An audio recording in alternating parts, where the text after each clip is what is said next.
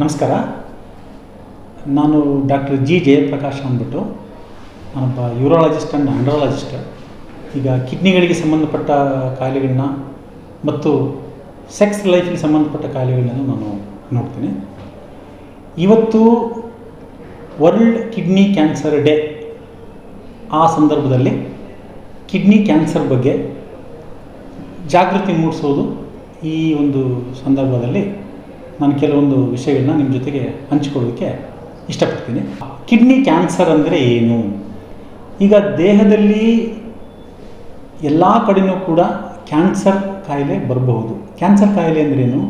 ನಮಗೆ ಅಗತ್ಯ ಇಲ್ಲದೇ ಇರೋ ಕಡೆ ಜೀವಕೋಶಗಳು ಜಾಸ್ತಿ ಹಾಕ್ಕೊತ ಹೋಗೋದು, ಆವಾಗ ಗಡ್ಡೆ ಬೆಳೆಯೋ ಥರ ಬೆಳ್ಕೊತ ಹೋಗೋದು. ಆ ಥರದ ಪ್ರಾಬ್ಲಮ್ಮು ಕಿಡ್ನಿಯಲ್ಲಿ ಕೂಡ ಆಗ್ಬೋದು. ಆವಾಗ ಅದನ್ನು ಕಿಡ್ನಿ ಕ್ಯಾನ್ಸರ್ ಅಂತ ಕರಿತೀವಿ. ಇದು ಸಾಮಾನ್ಯವಾಗಿ 45-50 ವರ್ಷ ದಾಟಿದವರಲ್ಲಿ ಬರುವಂಥ ಕಾಯಿಲೆ. ಮೋಸ್ಟ್ ಕಾಮನ್ಲಿ 65 ವರ್ಷ ವಯಸ್ಸಿನವರಲ್ಲಿ ತುಂಬ ಜಾಸ್ತಿ ಕಾಣಿಸ್ಕೊಳುತ್ತೆ. ಇದು ಕಿಡ್ನಿ ಕ್ಯಾನ್ಸರು ಯಾಕೆ ಬರುತ್ತೆ ಎಕ್ಸಾಕ್ಟ್ಲಿ ಅನ್ನೋದು ಇಲ್ಲಿವರೆಗೂ ನಮಗೆ ಗೊತ್ತಾಗಿಲ್ಲ. ಆದರೆ ಕೆಲವೊಂದು ರಿಸ್ಕ್ ಫ್ಯಾಕ್ಟರ್ಸ್ ಅಂತ ಕರಿತೀವಿ. ಉದಾಹರಣೆಗೆ ಸ್ಮೋಕಿಂಗ್. ಯಾರು ಅತಿ ಹೆಚ್ಚು ಸಂಖ್ಯೆಯಲ್ಲಿ ಧೂಮಪಾನ ಮಾಡ್ತಾ ಇರ್ತಾರೆ ಅಥವಾ ತಂಬಾಕು ಸೇವನೆ ಮಾಡ್ತಾ ಇರ್ತಾರೆ, ಅವರಲ್ಲಿ ಇದರ ಇನ್ಸಿಡೆನ್ಸ್ ಜಾಸ್ತಿ ಕಂಡುಬಂದಿದೆ. ಜೊತೆಗೆ ಈ ಜಾಸ್ತಿ ಅನಾಲ್ಜೆಸಿಕ್ ಟ್ಯಾಬ್ಲೆಟನ್ನು ತೊಗೊಂಡವರು, ಅಂದರೆ ಪೇನ್ ಕಿಲ್ಲರ್ಸ್ ಗುಳಿಗೆಗಳು, ನೋವಿನ ಗುಳಿಗೆಗಳನ್ನ ತೊಗೊತಾ ಇರ್ತಾರೆ, ಅವರಲ್ಲಿ ಅನಾಲ್ಜೆಸಿಕ್ ನೆಫ್ರೋಪತಿ ಆಗ್ಬೋದು. ಮತ್ತು ಅವರಲ್ಲಿ ಕೂಡ ಕಿಡ್ನಿ ಕ್ಯಾನ್ಸರ್ ಆಗುವಂಥ ಸಾಧ್ಯತೆಗಳು ಜಾಸ್ತಿ ಕಂಡುಬಂದಿದೆ. ಜೊತೆಗೆ ಕ್ರಾನಿಕ್ ಹೈಪರ್ ಟೆನ್ಷನ್, BP ಜಾಸ್ತಿ ಇರೋರಲ್ಲಿ, ಆಮೇಲೆ ತುಂಬ ದಪ್ಪ ಇರೋರಲ್ಲಿ, ಒಬೀಸ್ ಇರೋವಂಥವರಲ್ಲಿ, ಇವರಲ್ಲೂ ಕೂಡ ಕಿಡ್ನಿ ಕ್ಯಾನ್ಸರ್ ಆಗುವಂಥ ಸಾಧ್ಯತೆಗಳು ಜಾಸ್ತಿ ಇದ್ದಾವೆ. ಅದರ ಜೊತೆಗೆ ಫ್ಯಾಮಿಲಿ ಹಿಸ್ಟ್ರಿ ತುಂಬ ಇಂಪಾರ್ಟೆಂಟು. ಕೆಲವರಲ್ಲಿ ಅವರ ಫ್ಯಾಮಿಲಿನಲ್ಲೇ ಯಾರಿಗೋ ಒಬ್ಬರಿಗೆ ಕಿಡ್ನಿ ಕ್ಯಾನ್ಸರ್ ಆಗಿರುತ್ತೆ. ಅಂಥವರಲ್ಲಿ ಕಿಡ್ನಿ ಕ್ಯಾನ್ಸರ್ ಆಗುವಂಥ ಸಾಧ್ಯತೆಗಳು ಜನರಲ್ ಪಾಪ್ಯುಲೇಷನ್ಗಿಂತ ಸ್ವಲ್ಪ ಜಾಸ್ತಿ ಇರುತ್ತೆ. ಆದರೆ ಎಕ್ಸಾಕ್ಟ್ ಕಿಡ್ನಿ ಕ್ಯಾನ್ಸರ್ ಯಾಕೆ ಬರುತ್ತೆ ಅನ್ನೋದಕ್ಕೆ ಕಾರಣಗಳು ನಮಗೆ ಗೊತ್ತಿಲ್ಲ. ಇದು ಬಂದಾಗ ಹೆಂಗೆ ಗೊತ್ತಾಗುತ್ತೆ? ಇದು ಭಾಳ ಇಂಪಾರ್ಟೆಂಟ್ ವಿಷಯ. ಏನು ಅಂತಂದರೆ, ಬೇರೆ ಕಾಯಿಲೆಗಳ ಥರ ಕಿಡ್ನಿ ಕ್ಯಾನ್ಸರ್ ಕಾಯಿಲೆ ಅಲ್ಲ. ಸಾಮಾನ್ಯವಾಗಿ 100ಕ್ಕೆ 70-75 ಜನರಲ್ಲಿ ಇದು ಯಾವುದೇ ರೀತಿಯ ಸಿಂಪ್ಟಮ್ಸ್, ಲಕ್ಷಣಗಳನ್ನ ತೋರಿಸೋದೇ ಇಲ್ಲ. ಯಾವುದೋ ಕಾರಣಕ್ಕೆ ಏನೋ ಹೊಟ್ಟೆನಲ್ಲಿಲ್ಲೋ ನೋವಿದೆ ಅಂದ್ಬಿಟ್ಟು ಅಲ್ಟ್ರಾಸೌಂಡ್ ಅಬ್ಡಮಿನ್ ಸ್ಕ್ಯಾನ್ ಮಾಡ್ತಾರೆ, ಹೊಟ್ಟೆ ಸ್ಕ್ಯಾನ್ ಮಾಡ್ತಾರೆ. ಆವಾಗ ಇದು ಪಿಕಪ್ ಆಗಿಬಿಡುತ್ತೆ. ಅದನ್ನು ಇನ್ಸಿಡೆಂಟಲೋಮಾ ಅಂತ ಕರಿತೀವಿ. ಅಂದರೆ ಇನ್ಸಿಡೆಂಟಲಿ ಡಿಟೆಕ್ಟೆಡ್, ಅಂದರೆ ಅದಕ್ಕೋಸ್ಕರನೇ ಮಾಡಿರೋ ಸ್ಕ್ಯಾನ್ ಅಲ್ಲ, ಬೇರೆ ಏನೋ ಕಾರಣಕ್ಕೆ ಸ್ಕ್ಯಾನ್ ಮಾಡ್ತಾರೆ, ಅದರಲ್ಲಿ ಪಿಕಪ್ ಆಗಿಬಿಡುತ್ತೆ. ಇದು ತುಂಬ ಸಾಮಾನ್ಯವಾಗಿ ಬರುವಂಥ ರೋಗ ಲಕ್ಷಣ. ಇದನ್ನು ಬಿಟ್ಟರೆ ಕೆಲವೊಬ್ಬರಲ್ಲಿ ಈಗ ಮೂತ್ರದಲ್ಲಿ ರಕ್ತ ಬರೋದು, ಹೆಮಚೂರಿ ಅಂತ ಕರಿತೀವಿ. ಇದು ತುಂಬ ಇಂಪಾರ್ಟೆಂಟ್ ಲಕ್ಷಣ. ಈ ಥರದ ಲಕ್ಷಣ ಇದ್ದರೆ ನೀವು ತಕ್ಷಣ ವೈದ್ಯರ ಹತ್ರ ಹೋಗಬೇಕು. ಮೂತ್ರದಲ್ಲಿ ರಕ್ತ ಬರೋದು ಒಳ್ಳೆಯ ಲಕ್ಷಣ ಅಲ್ಲ. ಇದನ್ನು ಗಮನದಲ್ಲಿ ಇಟ್ಕೊಳ್ಳಿ. ಅದರ ಜೊತೆಗೆ ಕೆಲವೊಬ್ಬರಿಗೆ ಅಲ್ಲಿ ಹೊಟ್ಟೆನಲ್ಲಿ ನೋವು ಬರ್ಬೋದು ಅಥವಾ ಡಿಸ್ಕಂಫರ್ಟ್ ಬರ್ಬೋದು.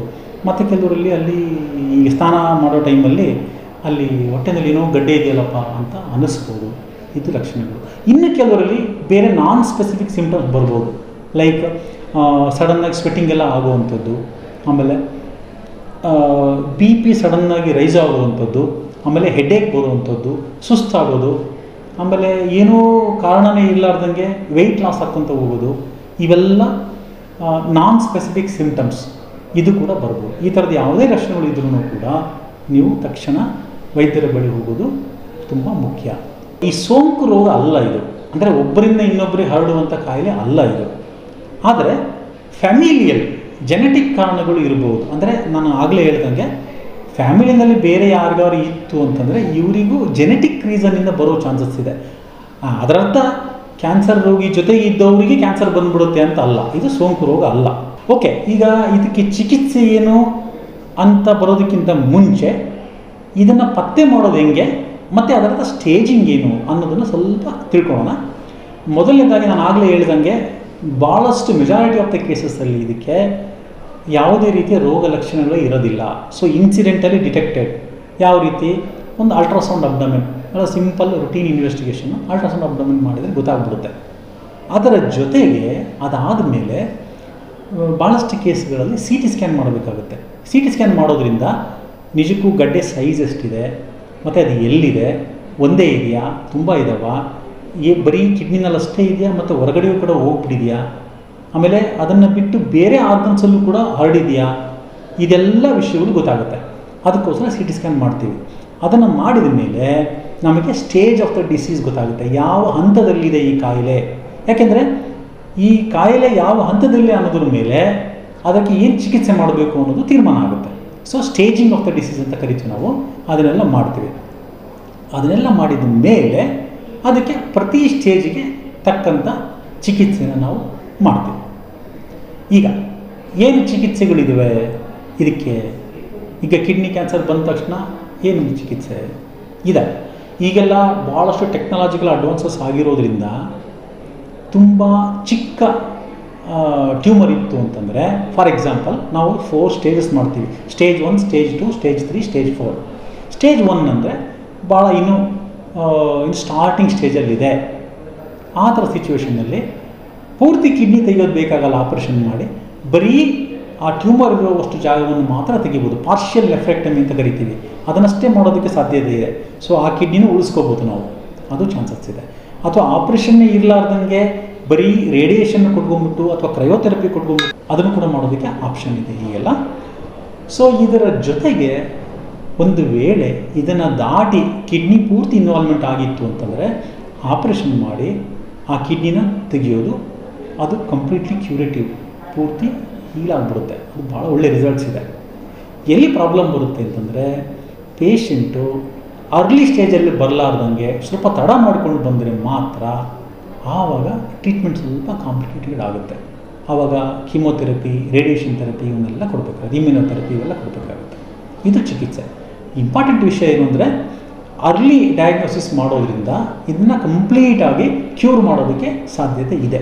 ಇದನ್ನು ಎಲ್ಲರೂ ಗಮನದಲ್ಲಿ ಇಟ್ಕೋಬೇಕು. ಕಿಡ್ನಿ ಕ್ಯಾನ್ಸರೇ ಬೇರೆ ಮತ್ತು ಮಾಮೂಲಾಗಿ ಬರುವಂಥ ಕಿಡ್ನಿ ತೊಂದರೆಗಳೇ ಬೇರೆ.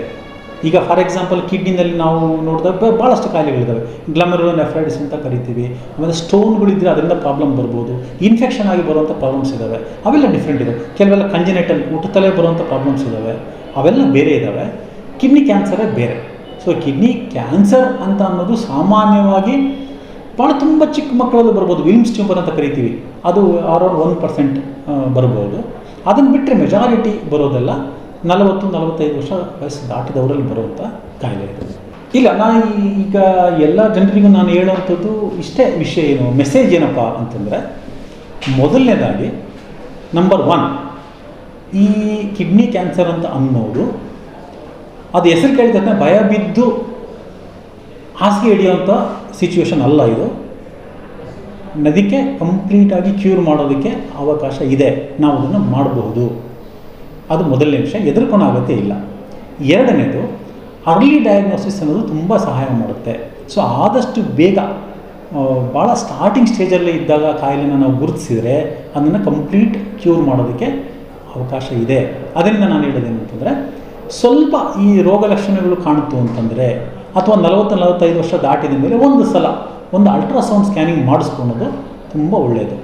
ಎಸ್ಪೆಷಲಿ ಈಗ ಸ್ಮೋಕಿಂಗ್ ಮಾಡೋವಂಥವ್ರು, ಒಬಿಸ್ ಇರೋವಂಥವ್ರು, ಆಮೇಲೆ ಕ್ರಾನಿಕ್ ಆಗಿ ಅನಾಕ್ಸಿಕ್ ಟ್ಯಾಬ್ಲೆಟ್ ತೊಗೊಳ್ಳೋವಂಥವ್ರು, BP ಇರೋವಂಥವ್ರು, ಇಂಥವ್ರು ಎಸ್ಪೆಷಲಿ, ಆಮೇಲೆ ಫ್ಯಾಮಿಲಿ ಹಿಸ್ಟ್ರಿ ಇರೋವಂಥವ್ರು, ಇವರೆಲ್ಲ ಇದನ್ನು ಗಮನದಲ್ಲಿ ಇಟ್ಕೊಳ್ಳೋದು ಒಳ್ಳೆಯದು. ಹೆಲ್ತ್ ಸಿಟಿನಲ್ಲಿ ಇದೆಲ್ಲ ಟ್ರೀಟ್ಮೆಂಟ್ ಫೆಸಿಲಿಟಿ ಇದೆ, ಅವೈಲೇಬಲ್ ಇದೆ. ನಮ್ಮಲ್ಲಿ ಇದಕ್ಕೆ ತಕ್ಕನಾಗಿ ಆಪ್ರೇಷನ್ಗಳು ಕೂಡ ನಾವು ಮಾಡ್ತೀವಿ. ಆಮೇಲೆ ನಮ್ಮಲ್ಲಿ ಸ್ಕ್ಯಾನ್ ಫೆಸಿಲಿಟಿ ಕೂಡ ಇದೆ, ಏನು ತೊಂದರೆ ಇಲ್ಲ.